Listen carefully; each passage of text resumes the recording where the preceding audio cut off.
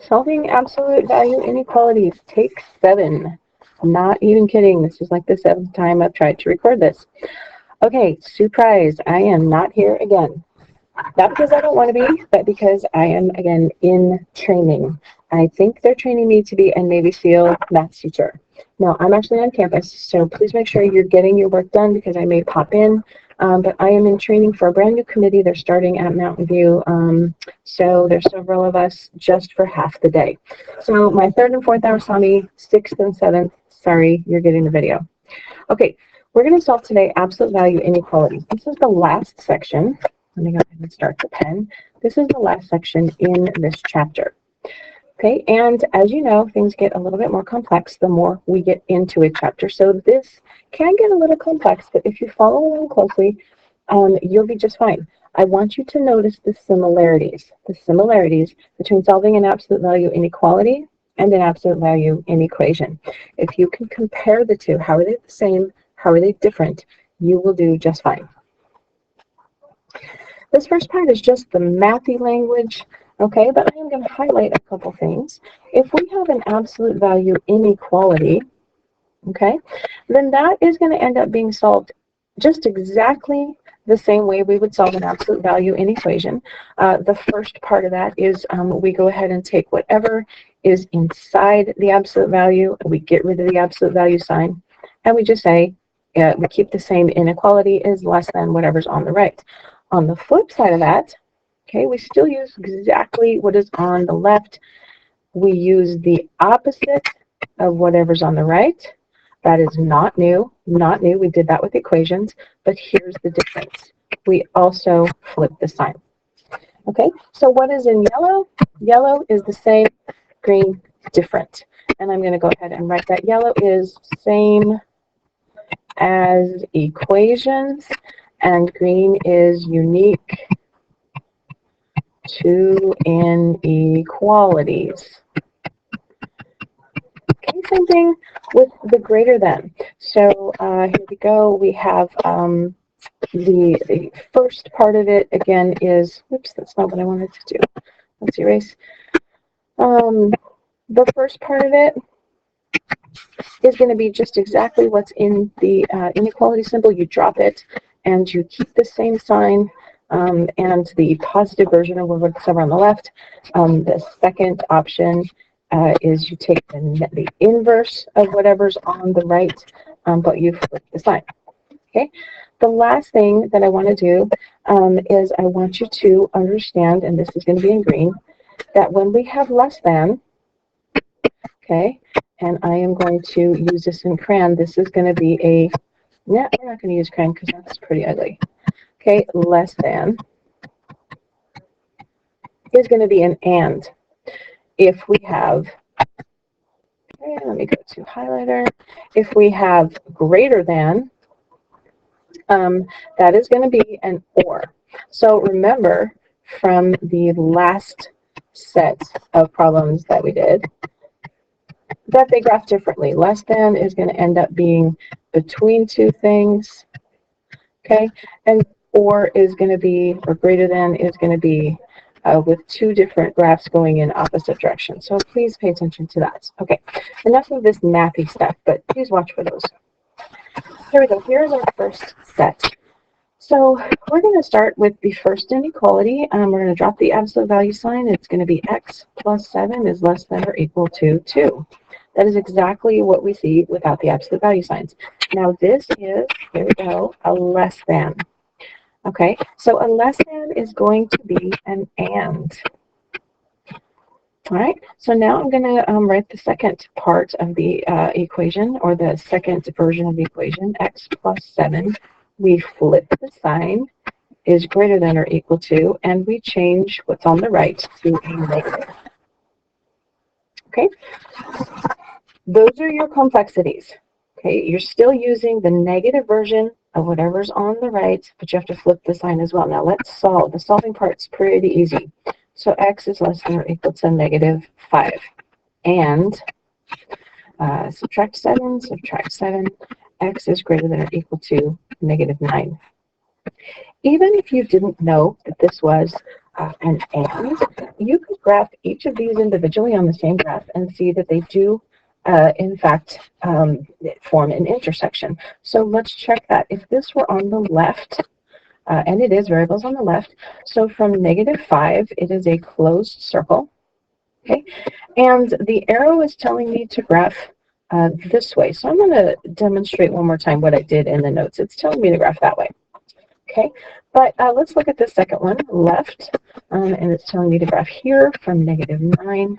So that is actually telling me closed circle at -9, and it's telling me to graph that way.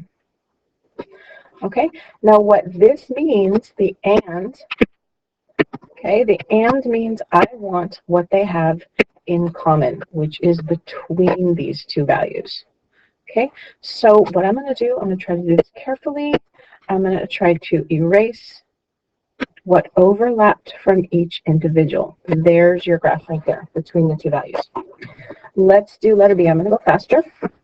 Okay, so take a look. Now I am really tempted to turn this into the 8s. Don't write for just a minute. Okay, so I'm telling you, don't write. 8x minus 11 is less than 0. And don't write, please. 8x minus 11 is greater than -0. But here's the deal. Okay, I'm going to highlight this part right here. What do we know about an absolute value? Okay, an absolute value cannot be less than 0. So there are actually no solutions to this. Okay, it has to be greater than 0. So you don't even have to do anything with that. Let's go to the next portion. I would like you to pause the video, please, and I would like you to try and solve these 3 monitoring progress problems.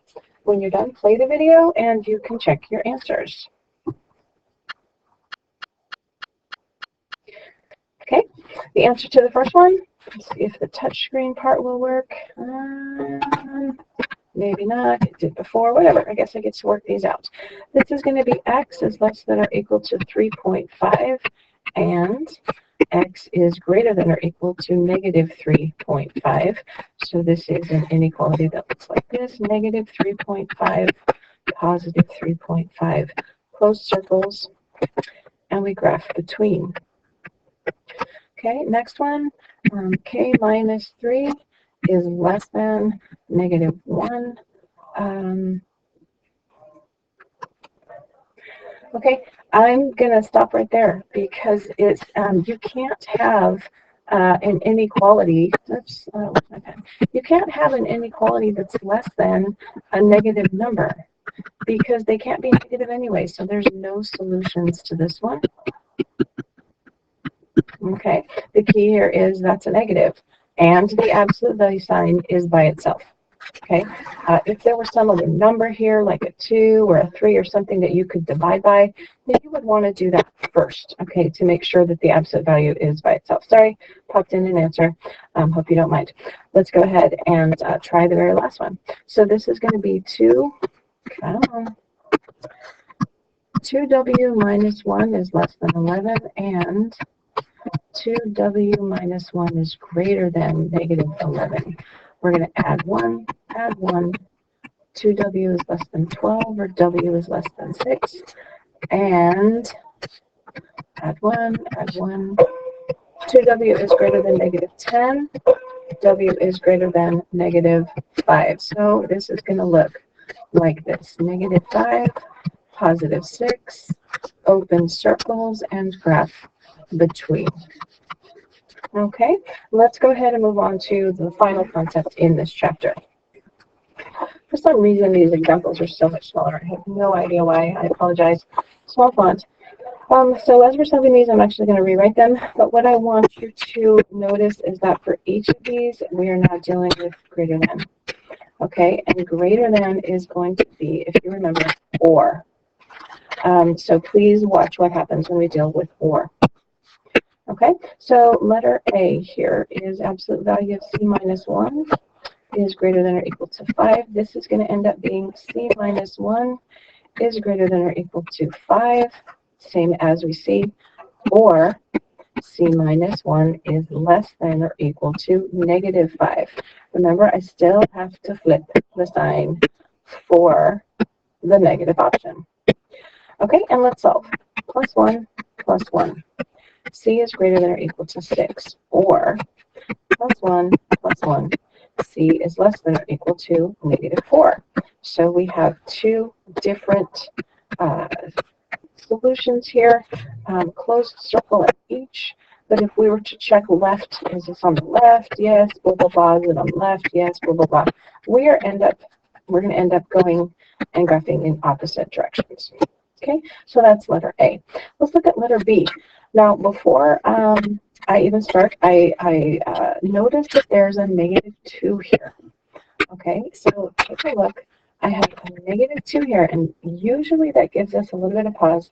Wait a minute, that's negative. But here's the deal. And this is kind of cool.